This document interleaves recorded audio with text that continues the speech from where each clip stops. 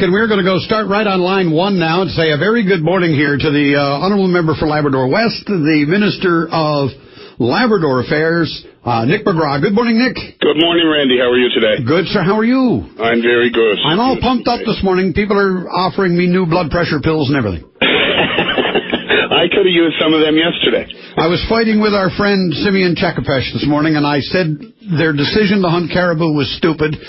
That apparently made me an immediate, instant racist, and I got bummed out about that. You certainly did, but you know what? That's you got thick shoulders, so I'm sure you can handle that. I can take it, but Nick McGrath, the poll this morning on VOCM says there's a tremendous amount of distrust or a lack of confidence that the government of Newfoundland and Labrador, in putting the ban on, will actually enforce it. There's a certain feeling out there that we won't do that. Randy, I won't get into the geographic size of Labrador because I know you're familiar with it. Yes, it's huge. Certainly most other people in Newfoundland and Labrador.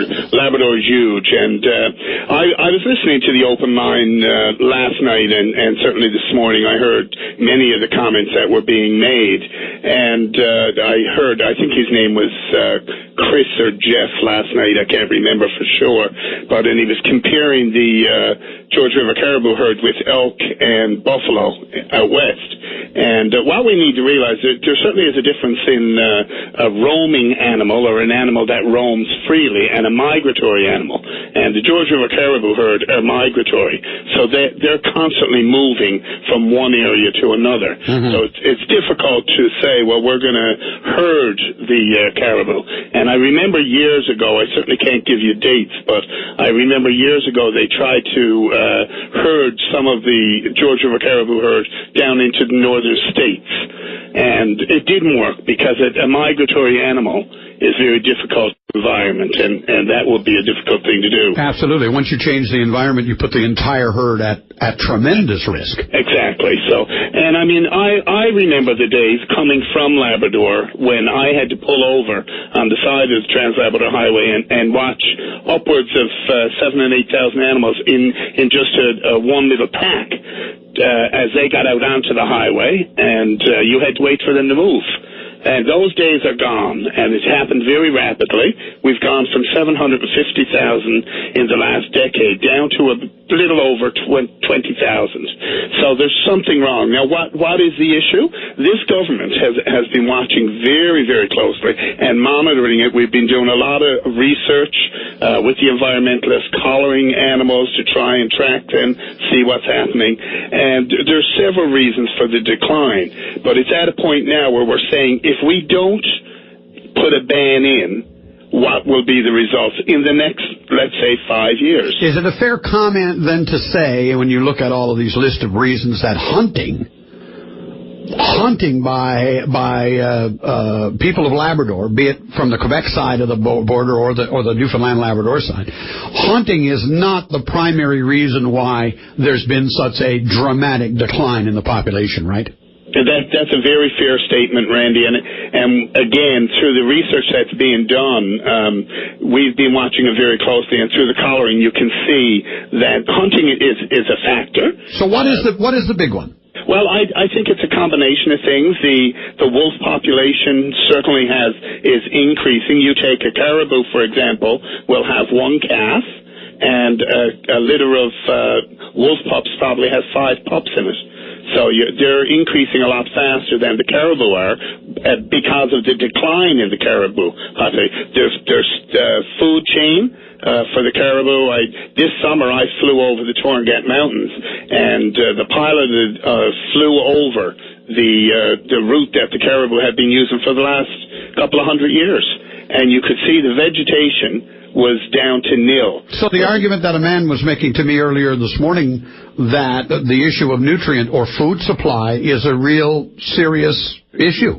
Most definitely. A matter of fact, it was so sparse that I made the comment to the pilot, is this a man-made trail that we're looking at here? It actually looks, when you're 3,000, 4,000 feet in the air, it looked like it was a hiking trail. And he chuckled and he said, no, that's the caribou migration trail. So they follow the same trail, going back to what I alluded to earlier. Yeah, they follow the same trail. So what happened to use this man's line? What happened? So large that the supply is only so big. So the herd got so big that they actually ate themselves out of the supply. Ate themselves out of house and home, as they say. Yes, yeah. There you go. And then you have their predators that are out there. We've realized that the black bear is now a predator of the caribou. Yeah, a very serious one, apparently, on the island, certainly. It certainly is. And so these are all issues, but the amount of caribou that are out there now, it's at a point where we have to say, well, what do we do now? And the government, I mean, myself as the Minister of Labrador Affairs, we've been negotiating with all of the Aboriginal groups, and I certainly have to commend President Leo and her government to come out as they did and make the recommendation to the Nunathiavut region that we have no choice here but to say and recommend that there be a zero harvest here, because if not, we're detrimentally going to hurt what's left of the herd. We need to give the herd now an opportunity to rejuvenate itself. And if there is not a total allowable harvest, 0%. Okay, from my emails this morning, a couple of really good questions. One was a post. I know the answer, but I'm going to let you answer it rather than me. What kind of consultation with Labradorians? I'm going to say it that way. Okay. What kind of consultation before the ban came in actually happened? There was quite a bit, right? Randy, I'm so glad you asked me that question, because, you know, this consultation didn't start happening in the last couple of months. The consultation actually started about 4 years ago. And I remember one of the big outcries originally, and being a former business person in Labrador West, and I was in the food service industry, was that there were wholesalers who had set up businesses and outfitters within Labrador. 4 years ago, they were told there'll be a zero harvest now, or one animal per resident. So this started 4 years ago. This didn't start a month ago or 2 weeks ago.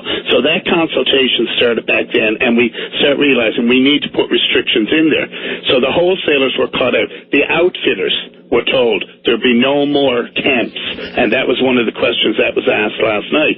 Now, through the research that's been done over the last 3.5, 4 years, they realize, well, we need to be stricter now, and some of the precautionary measures that we've taken are not putting us where we hoped we would be, so we need to put stricter measures in. And in the last 3 weeks alone, we had consulted with the Aboriginal groups.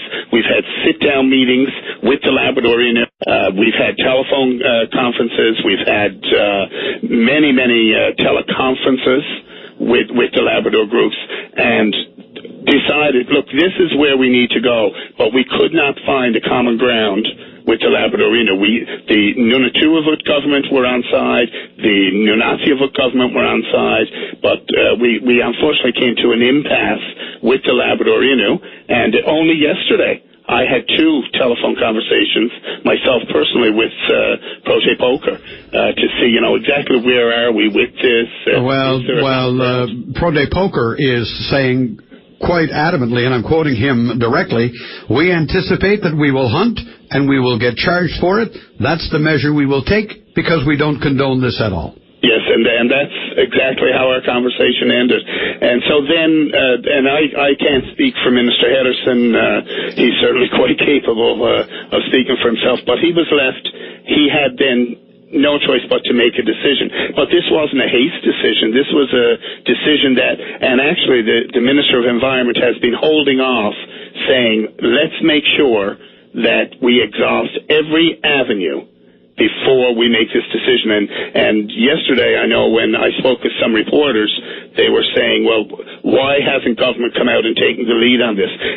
Our government has taken the lead, but we wanted to make sure that every avenue was covered, and we exhausted every opportunity to have a common ground between all groups involved here, and we couldn't find that common ground.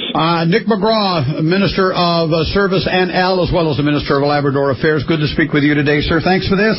Okay, Randy, thank you for the opportunity to get on the air there. All right, you have a great day. You too, sir. Take care. Bye-bye now. Bye.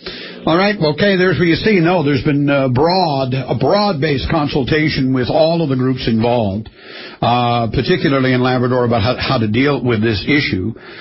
Government has now made this decision that the ban has to be implemented. You can't be hunting these caribou. And to have people say, oh, yes, we're going to hunt them anyway, quite frankly, that's just plain stupid.